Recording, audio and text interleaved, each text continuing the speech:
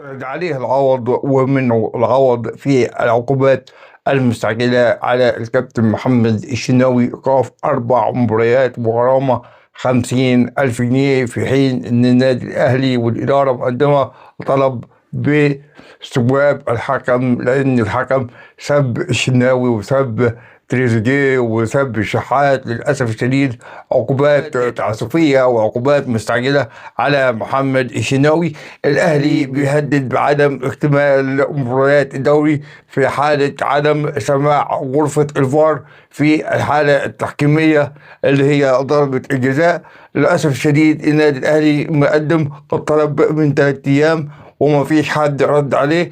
لا حياء لمن تنادي. ما زال الفساد مستمر في الرابطة واتحاد الكورة ضد النادي الأهلي. اللي عليه العوض في الكرة المصرية عليه العوض في العقوبات التعسفية والمستعجلة ضد الكابتن محمد الشناوي.